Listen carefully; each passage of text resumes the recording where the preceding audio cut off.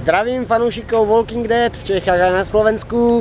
Momentálne sa nachádzam v mestečku Senoia. Je to asi tak 40 km od Atlanty na juh. A Senoia je významná z dvoch dôvodov. Prvá je Woodbury, ktoré je priamo za mnou, mesto, ktoré patrilo guvernérovi. A druhá, a tá je Alexandria, ktorá je momentálne hneď tu na kúsok za mnou. Presne povedané priamo tam za tým plotom. Woodbury samo o sebe nemusím žiadnym fanúšikom Walking Dead predstavovať, proste guvernér a všetci vieme, čo sa tu veľmi dobre stalo. Pre mňa osobne je fantastické byť na tomto mieste, je to proste neskutočné a som ohromne šťastný, že tu môžem byť. Keď som vlastne zo začiatku plánoval moju cestu stopom okolo sveta s filmom, tak práve Walking Dead bola prvá vec, ktorá ma napadla a hlavný dôvod, prečo som sa vybral práve na cestu s filmom po natáčacích lokáciách. Pretože som chcel navštíviť lokácie, kde sa vlastne točí tento seriál, môj obľúbený seriál. Myslím si, že vás určite tiež. A môžem povedať, stáť tunak na týchto miestach je proste fantastické. Včera sa tunak v Alexandrii aj hore vo Woodbury sa točili dve scénky. Takže je to fantastické byť na týchto miestach, užívať si to, pozerať sa, jak sa to natáča, vychutnávať si všetko, čo je tunak, proste je to úžasné, je to proste fantastické, nedá sa to slovami popísať ľudia, je to neskutočné. Zdravím vás kamarádi, zdravím vás z ďalšej natáčacej lokácie a to je Senoia v štáte Georgia. Senoia sa nachádza asi 40 km južne od Atlanty. Senoia je významná z dvoch dôvodov. Dobrý fanúšik tohto seriálu si už určite všimol to, že za mnou sú nejaké baráky a pokiaľ ich spoznal, tak klobúk dole, presne áno, za mnou je Alexandria. Útočište, kde sú momentálne celý náš Walking Dead tým. Už zavretí jednu sériu, teraz momentálne tam prebiehajú nejaké rvačky s Neganom a tak nápodobne. Tí, čo nevedia, nepoznajú tento seriál, doporučujem vám ho pozrieť. Je to momentálne, by som povedal, druhý najsledovanejší seriál na svete, hneď po Game of Thrones. Alexandra je veľmi zaujímavá tým, že je malá. V seriáli samo o sebe vypadá tá komunita ako naozaj veľká, ale popri tom je to malinké. Všade sú tu závory, ktoré vlastne vám bránia vstupu a stále sa tu vlastne natáčajú nové a nové diely. Teraz napríklad 2 dní naspátek sa tu natáčala 6. časť 7. série, ktorá vlastne bude tento rok, kde vlastne v tej časti môžeme vidieť Taru, jak uteká pred 4 zombíkami. Presnejšie podrobnosti vám nepoviem, nebudem hovoriť, čo sa tam stalo, jak sa tam stalo, proste uvidíte sami.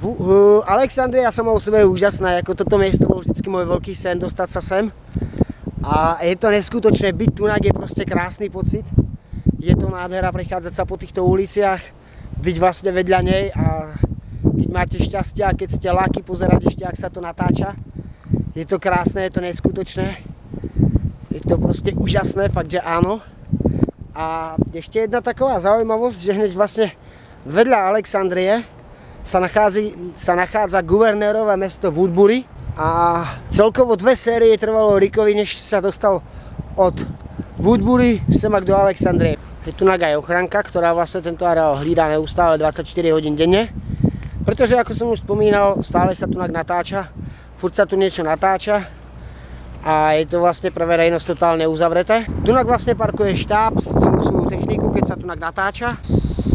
Môžeme vidieť pohľad aj dovnútra do Alexandrie, keďže aspoň trošku sú otvorené dvere, vidíme solárne panely a zhorené budovy, ktoré sme videli vlastne v 6. sérii, keď vlastne padala väža. Tí, čo nevideli, doporučujem si tento seriál pozrieť, stojí naozaj za to. Byť na tomto mieste je pre mňa naozaj výnimočné. Keď si spomeniem na to, ako tu guvernér vlastne, čo všetko tu guvernér naspáchal, či už to bolo Maggie, či už to bola tá jeho holčička, hlavy v akváriách a tak nápodobne. Pre tých, ktorí si presne nevedia vybaviť toto miesto, tak presne v týchto miestach, taktok a taktok, měl vlastne guvernér postavené hradby, kde vlastne slúžili ako zátaras proti zombíkom. Tam môžeme vidieť aj tú vodárenskú väžu, ktorá bola použitá niekoľkokrát aj v seriálu. A nájdeme tu mnoho iných zaujímavých miest, ako je napríklad oficiálny Walking Dead shop alebo The Walking Dead kavárna. Poďme sa pozrieť dovnútra. Na hlavnej triede vo Woodbury nájdeme práve The Official Walking Dead Store. Tak sa priamo volá, je to oficiálny obchod seriálu The Walking Dead. Nájdete tu kopec stričiek, tašky, polepky, nálepky, odznaky. pohľadnice, ktoré sú vlastne špeciálne tým, že sa dajú kúpiť iba na jednom jedinom mieste na celom svete. A to práve tu, práve v tomto šope. Je to vlastne špeciálna edícia 3 pohľadníc. Pokiaľ ste si všimli na stránkach, tak bola aj šanca si ich zakúpiť, objednať cez mňa za 7 €. Takže pár desiatok z vás bude naozaj šťastných, keď im dorazia, tak prepáčte. A je tu vlastne samozrejme aj Walking Dead kavárna a hneď vedľa vlastne Walking Dead Store sa nachádza aj kavárna The Walking Dead, kde vlastne uvaria fantastickú kávu, to je jedna vec. Môžete tu kúpiť samozrejme výborné zákusky, ďalšia vec. Môžete tu kúpiť ich vlastnú kávu, ktorá je vlastne licencovaná pre Walking Dead a AMC. A môžete tu samozrejme kúpiť aj puding. Tí, čo nepoznajú seriál, tak im toto asi moc nepovie, ale pre fanúšikov seriálu Puding určite všetci budú vedieť, o ktorý puding sa jedná. Áno, jedná sa o puding, ktorý jedol Karl. No, Woodbury je proste krása.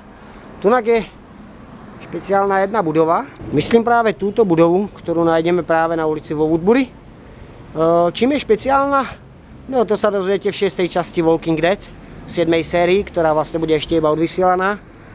Doporučujem si ju pozrieť. Tak kamarádi, čas nadešel a ja odcházím z mestečka Senuja, z krásnych lokácií Walking Dead, Woodbury a Alexandria. Tady v tomto lese som spal celý týždeň. Nikto ma tam nerušil, krásne som sa tam vyspal. Kam pôjdu teraz moje kroky ďalej, idem naspäť do Atlanty. A kam ďalej, to už určite všetci viete, keďže určite ste koukli na moju facebookovú stránku, kde už je určite nahraté video so všetkými podrobnostmi. Prečo som tam išiel, kam som išiel a ako dlho tam budem. Takže vám už len poprajem, plňte si svoje sny, naozaj to stojí za to, je to fantastický pocit byť na miestach, kde ste vždy chceli byť. Obrovské díky za to, že som bol v Senoji, patrí jednému človekovi, ktorý mi hrozne moc pri tejto ceste pomohol, pomáha mi pravidelne. Či už je to psychická alebo komunikatívna pomoc. A to je Jiří Kučera alias JK z TV Guru.cz. Takže Jirko, týmto ťa zdravím a moc ti za to ďakujem. Ďakujem ti za to, že si fantastický človek. Takže vám poprajem, majte slunce v duši, úsmev na perách, usmievajte sa, plňte si svoje sny a hlavne začnite žiť svoj vlastný život. Majte sa krásne, ahoj.